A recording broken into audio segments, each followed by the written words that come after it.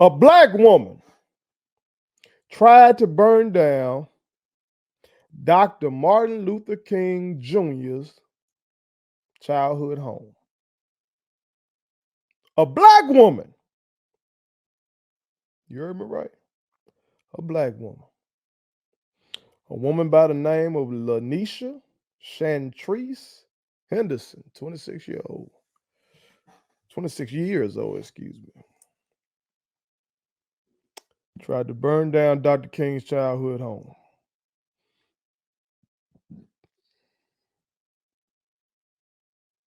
We're going to talk about this briefly. This troubled me. But I still want to talk to y'all about it briefly, okay? Before I do, make sure you hit that subscribe button. I am your homeboy first, and this is the realest, most entertaining show in the game. Put it on something. Again, hit that subscribe button, the like button, the share button. Put all of your people on it. I want to state this off top. I have no idea if this queen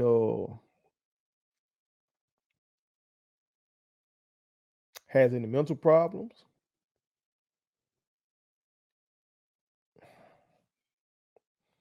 I'm going to step out on a limb and assume she does. But you never know in our society right now. You just don't. You just don't. I just got done doing a segment about bullshit artist Charleston White. And watch, I'm going to get attacked for that. And the whole shit, I'm telling my people how much I love them and saying, fuck him, because he does not love us. And I'm going to get attacked for that. By people who don't have any mental problems. People that just goddamn uneducated, miseducated, or undereducated. That's what I'm going to get attacked by. So I don't know. I do know this, though. That before our beloved Dr. King was gunned down at that Lorraine Motel on that balcony, before that occurred, Dr. King had been stabbed before by a deranged black woman. See, every year, around the time of Dr. King's birthday, which is coming up next month, so you're going to be seeing this around Dr. King holiday, folks get to trotting out that picture of Dr. King in the hospital bed. And this conspiracy goes around social media by so-called educated motherfuckers, so-called woke motherfuckers, trying to convince you that they know more than what you were taught in school and all that kind of shit. They try to act like that picture is evidence that Dr. King survived getting shot by a high-power rifle up in this area, that he survived that, and that the government or CIA, racist doctors, somebody went into his hospital bedroom and ended up smothering him, suffocating him, and killing him that way. That is bullshit. That is bullshit, y'all. Okay? I'm a well-educated person. I am an award-winning history teacher. Okay? But that shit was so widespread, I still turned to my OG, who is an expert in Black history and the Black diaspora and all things civil rights, all that kind of shit. Dr. Curtis Austin. I sent him the picture and I told him what y'all motherfuckers online be saying. And he said, well, obviously people on social media are evil. Because that's obviously not true. That picture is from when Dr. King was stabbed by one of his own people, by one of the very people he was fighting for. Now, from all accounts that I read, they described the woman as deranged. They say she had some mental issues. But that's where that comes from. Okay. So this kind of struck me because, like, damn, again, a black woman attacking Something connected to Dr. King. In the previous situation, the woman attacked Dr. King directly. In this situation, trying to burn down his childhood home. If the sister is, and again, I'm still calling her a sister and a queen because I'm just assuming she has some mental health issues.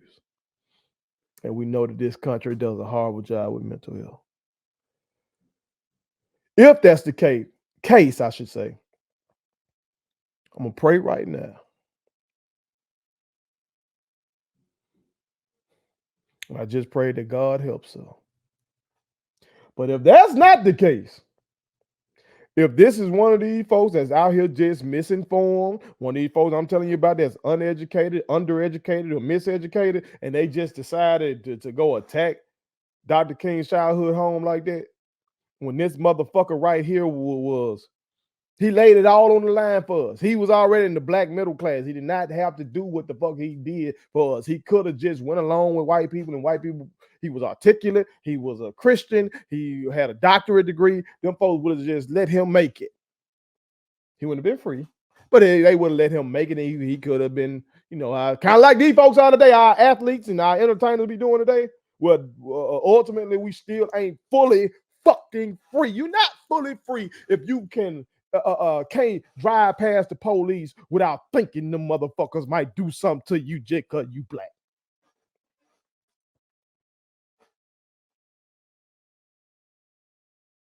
But these folks today don't give a fuck about that. As long as they got their good logo, they can take their goddamn trips to Turks and Caicos and shit. So Dr. King could have done that.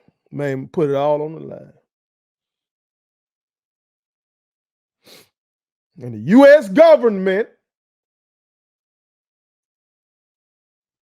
saw to it that he was taken from us.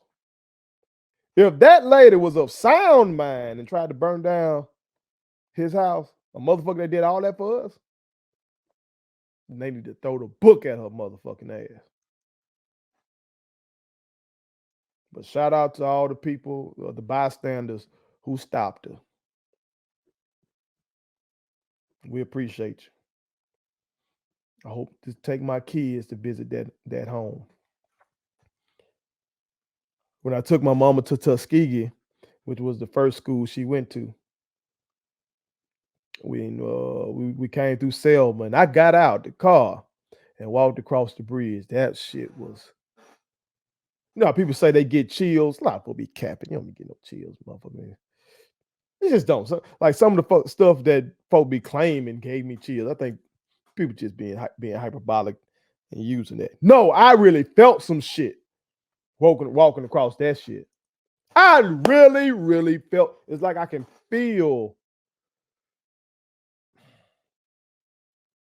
what them motherfuckers went through that day on that bridge on Bloody Sunday.